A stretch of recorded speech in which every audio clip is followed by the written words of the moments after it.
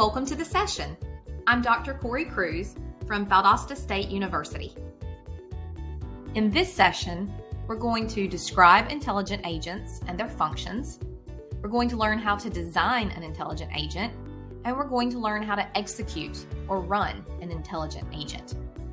Have you ever analyzed your gradebook to identify which students did poorly on an assignment or an exam?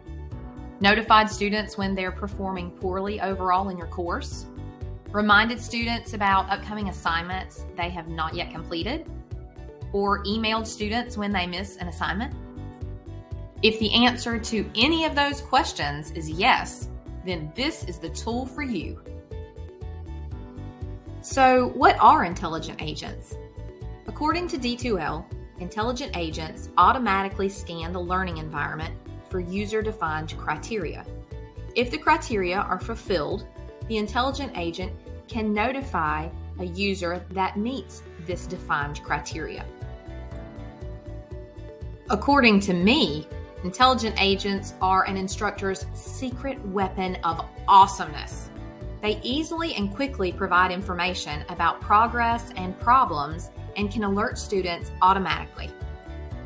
There are a host of benefits with intelligent agents. No manual calculations are necessary. You spend much less time scanning through gradebooks and assignments. What would take you possibly hours will take mere seconds. You can check for multiple criteria simultaneously. It's automated and can automatically send emails to every student that meets the criteria you set. It can also be scheduled. It's a very efficient early warning system, but it can also be used to highlight good or positive aspects. Let's take these intelligent agents for a spin and see what they can really do. The first thing to do is to log into D2L and access a specific course in which you want to create and run an intelligent agent. So I'm in one of my courses. The next thing to do is to find where the intelligence agents are housed. So go up to Design and then click on Course Admin. Next, you're going to scroll down to the Communication area and you'll see Intelligent Agents listed there. So you'll notice I have a few intelligent agents already set up, and I've described what they do in the name of the agent. So I looked to see who hadn't done homework 1. There were 11 individuals that hadn't done that. I looked at module 2 here and to see who did really well on the quiz. So again, you can do this for a good thing to say, hey, you did a great job. And I had a student after I emailed them with this, and they said, you know what, I haven't ever had a professor that congratulated me or told me a good job on something. So that was great. Then another one, I did the same thing for module 2, but I saw who maybe didn't do so great and let them know that as well. So let's go in and set up an intelligent agent. So we're going to click on New at the top of this. And the first thing to do is name it. And as you saw before, I usually name this with whatever it is that I'm doing. So let's just say Module 2 Assignments Not Complete. So I don't usually put a description in because I put enough in the name to know what's going on. If you don't, though, you can provide a much larger and longer description in this area. Now the next one is the agent enabled? Do you want it to be enabled?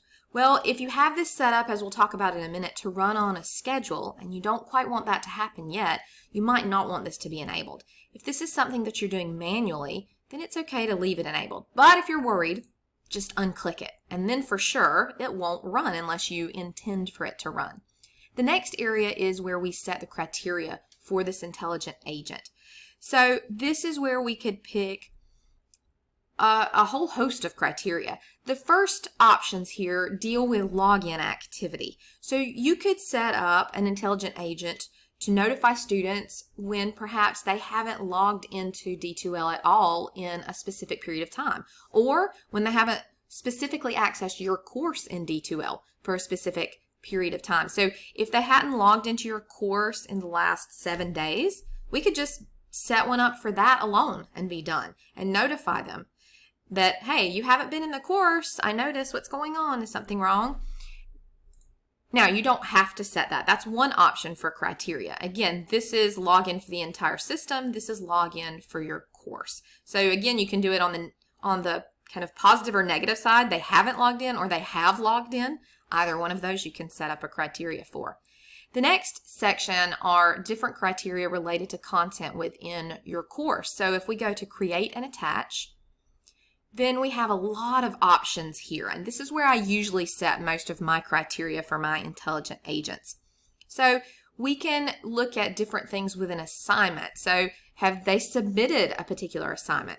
Have they gotten feedback? Did they get a particular score? Or did they not submit? So again, all of the areas that you have in your course, checklists, class list, competencies, content. Did they go and watch that video that you made and you wanted them to watch? Did they visit a particular area? Did they complete a particular part of content? So again, several options with content. Discussions. Did they author a post? Or did they get a particular score on a discussion? Or did they not author a post? Grades. You can look at particular values of grades or scores or no grade received. And you can also do anything with a grade value that you're looking at. You can do something that's a particular grade, greater than, less than. So there's a lot of ranges and choices with the grades as well. And that's what I usually do. They made a great, a good grade. Maybe they made greater than an 80 perhaps, or greater than a 90. Or if I want to notify people maybe that didn't do so well, maybe they made less than, they made equal to or less than, you can do that as well, a 60 or equal than or less than a 70. So there's a lot of things that you can do with grades. Or maybe they received no grade. So again, a lot of options there. Same with quizzes. So score on it, or did they just complete a quiz? Did they submit one? You can even go very specific with questions. Did they score a particular amount on one question? And surveys as well. So you can pick any of these. Let's pick completed a quiz attempt. Then you'll have the option to choose which quiz. So let's see, everybody that did quiz 2.0, that's what I want to look at. So did they complete it? Or, since I said not completed, let's actually change this to no completed quiz attempt on this for that particular quiz. Or you could go and look at, so we'll click create. You could set this to made a 0 on quiz 2.0. So there are a lot of different items that you can do and set this as. Now, let me give you one other tip on this. If you were going to look at, say, a homework assignment. So let's go in to, you notice you don't see homework or anything like that listed. That would be under the assignments in here. But my homeworks are actually on a third-party publisher website. So if I tried to set it here, I wouldn't find my homework listed. So instead, a workaround for that is I still want to see who did their homework or not.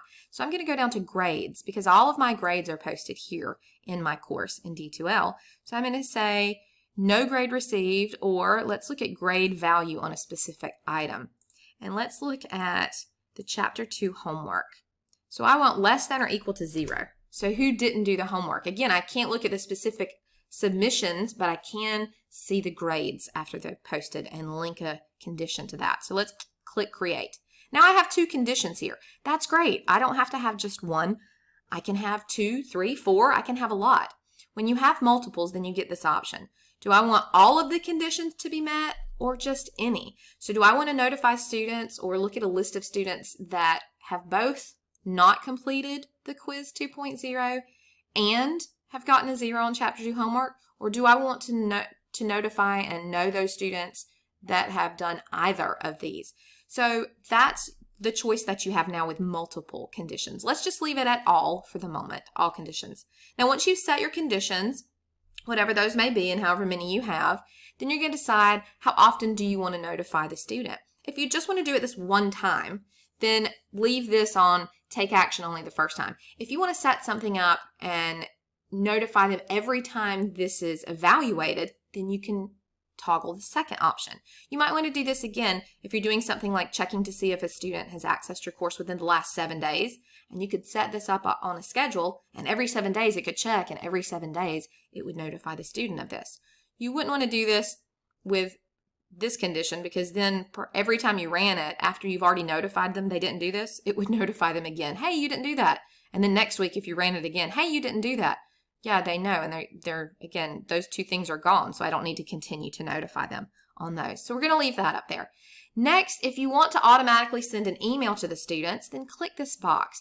You don't have to do this, but I think this is one of the wonderful advantages of this tool. You can just use the tool for your own knowledge and sake and run the report, and it automatically tells you who meets the criteria. But if you want to automatically notify the students that meet the criteria, then it can send an automatic email. So to do that, you're going to put in what I call the fancy bracket or the fancy parentheses. And you're going to write initiating user. That's going to automatically find and email all of the students that meet the criteria. Now that also sends an email within the system. So do know that it's using the internal email system. Put a subject. So missed module 2 assignments, for instance, and then compose your email to the students. I noticed that you missed your module 2 assignments. Is everything okay? And again, you can go into much more detail, but for the essence of time, I'm just going to keep it nice, sweet, and short. And again, you won't put each individual name here, but you can put a message and sign it you, and then it's, again, much more personalized so that students really feel that you are connecting with them. And I get a lot of responses from these automatic emails from students saying, hey, thanks for checking on me. Here's what's going on. Or again, when those positive ones go out, they're really excited that they got noticed for something good they did. So I do get a lot of response off of these. You can even upload a file if you want to, or an attachment. And at the bottom is the scheduling. So if you want to schedule this to run maybe every week, or if you want to set these up ahead of time and schedule them for the whole semester, you could do that as well. We're not going to set up a schedule for this particular one, so we're going to click Save and Close. Now remember, it's not enabled, and even if it was, it's not going to run yet. What we're going to have to do, and this X says it's not enabled. So if you want to change that to enable, you click that and then click Enabled. Or you can just look at the action items here. You can edit it if you want to change something later. You could copy it. You can view the history, export it. You can do a practice run, and I recommend doing this especially when you've started setting these up, to see what happens and how many people are identified and if it really runs the way that you thought it was going to. Or you can run now, or you can delete it. So let's do a practice run on this one. It says, would you like to run this? Yes, I would. So we're going to run it. And then it's going to say, hey, we're running this. We'll email you when it's complete. So what that's going to do is it's going to run, and it might take it just a little while. Usually these don't take but maybe a minute or two, and then it's going to send an email to you to say your intelligent agent is ready. And that little button tells you that it's not complete, and it's set to manually run. Look, ta-da, it's done. So there was the email telling me that it's complete. If I refresh my page, now you'll see, oh, look, nobody met those criteria. If they had, however, so let's just look at my good students here that met this. You could click on the hyperlink here, and it would give you a list of all of the students that met that particular criteria and any action that was taken. Now, on a practice run, no action would be taken yet. But once you run it, then it would send out an email. So if you were ready to run that, then you can click Run Now, and it will run the intelligent agent and automatically email those students that meet the criteria. Thanks for watching. I hope you enjoyed it and learned something new and useful along the way. Feel free to contact me with any questions or follow-up. I'm happy to help. Now, go try out what you learned and be a secret agent in your own class.